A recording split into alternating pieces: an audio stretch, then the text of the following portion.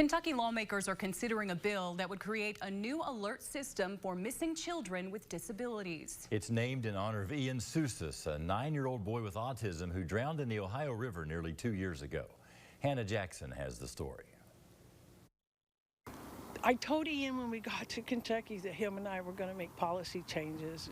And I didn't realize that he wouldn't be here with me when we did. When children with autism wander, many of them run towards water. The family of 9-year-old Ian Sousis, the young boy who escaped a children's home in northern Kentucky and drowned in the Ohio River, believe they have a way to help. So after Ian died, I said there's got to be something that we can do. From then, the Ian Alert was born. I've been meeting with senators and legislation up in Frankfurt, and we got a bill now, which is really, really hopeful. Bill 682. The Ian Alert bill is hoping to help these vulnerable children and their families.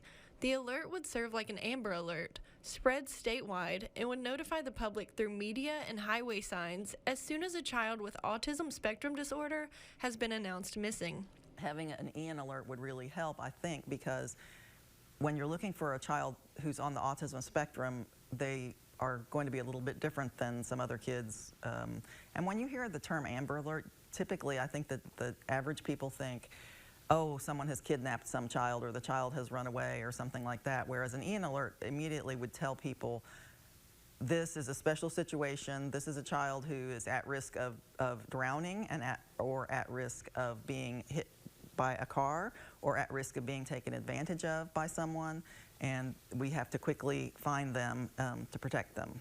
Rhonda O'Brien started a petition to raise awareness and now has more than 1,900 signatures. I hope this bill will save one life, because one life matters. One life mattered to me, and one life will matter to somebody else. Hannah Jackson, Fox 56 News. For more information about the bill and the petition, visit this story on fox56news.com.